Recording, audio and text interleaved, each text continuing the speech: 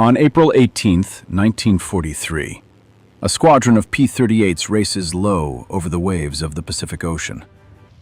First Lieutenant Rex Barber, while in the ranks, can hardly endure the sweltering heat in the cockpit of the aircraft.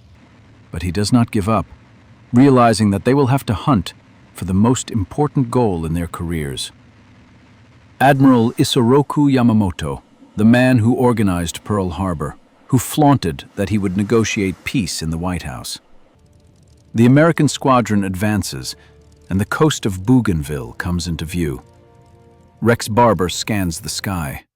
The reconnaissance was very specific. 1 Betty bomber and 2 Zeros. Right here, right now. Their plan is simple and calculated. 12 Lightnings are going to climb high and cover them from above, while the remaining P-38s, a 4-man destruction team, will be fully focused on the target bomber. They almost reach Bougainville when the radio signal arrives. Unidentified targets at 11 o'clock, high. 6 Zero-class fighters and, surprisingly, 2 Betty bombers. The American pilots are stunned. Their plan collapses. Which one belongs to Yamamoto? We'll have to take them both. Around Barber, 12 of his squad mates take to the skies, taking up an overhead cover position and leaving 4 chosen to perform a daring throw. But there are other problems as well.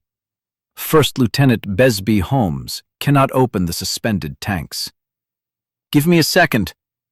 Barber is nervous to see Holmes fall out of action, picking up speed to shake off his tanks. Following him, second mate Raymond Hine goes to the defense, who reduces the number of flights of the killer in half. Their chances are worse than ever. Yamamoto is right in front of them.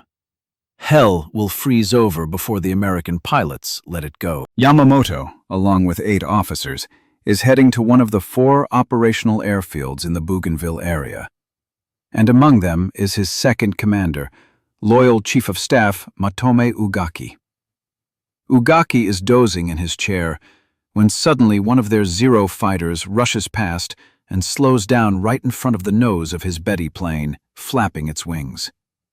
Confused, Ugaki takes a closer look and realizes that the pilot is waving his hand, frantically pointing at something. Suddenly, the radio operator shouts to the pilot to dive, and Betty abruptly switches to an evasive maneuver. All the officers are fighting for their lives as the Japanese bomber plunges into a desperate dive. Ugaki attempts to locate Yamamoto's plane, but to no avail. Outside, 3 Zeros are dying behind a pair of advancing Lightnings, desperately trying to stop the attack. Lampier breaks formation, rises to attack the Japanese fighters head-on, and leaves Barber alone. Lampier opens fire, and the Zeros respond in kind, with tracer bullets appearing in the sky.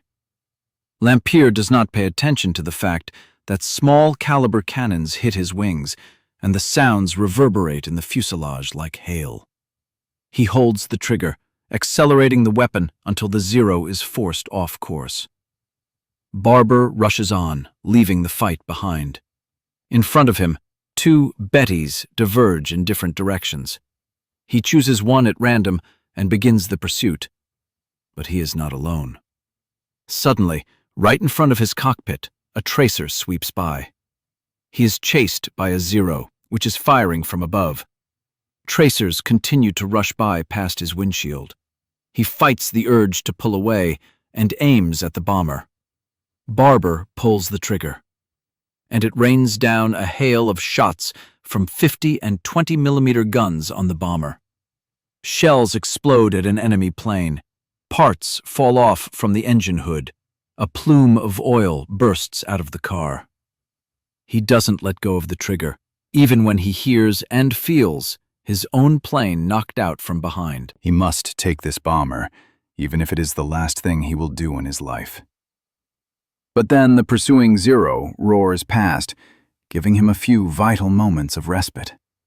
Barber takes better aim and continues to disassemble the bomber, chasing it to the very top of the tree. Suddenly, the bomber gets out of control and somersaults in the air. Barber immediately dodges, almost hitting the bomber with his wing, which, out of control, crashes into a tree below and explodes into a huge fireball.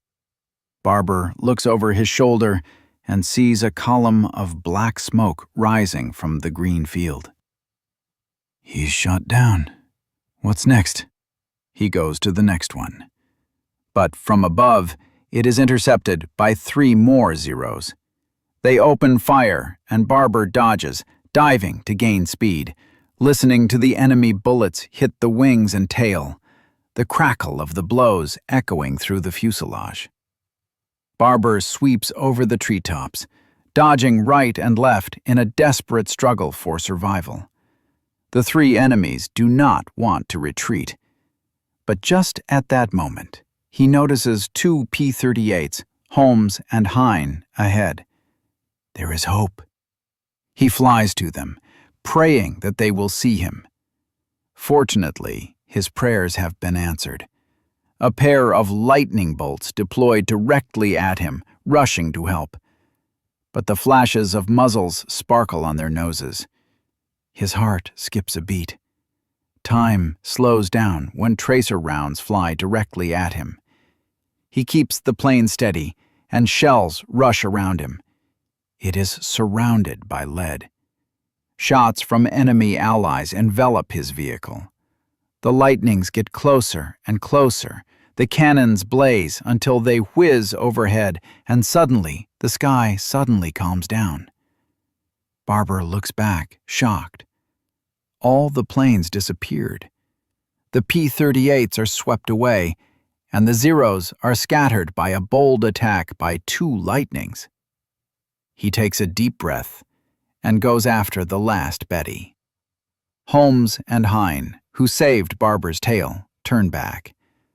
The shot was risky, but it succeeded, and now they are chasing the last remaining bomber. Holmes catches up with him when he tries to hide, escaping from the waves into the sea. Holmes opens fire, pouring all kinds of ammunition into a massive target. But the plane stubbornly continues to fly, filling more and more of the windshield. "Fall or explode, damn it!" He continues to attack as long as he can.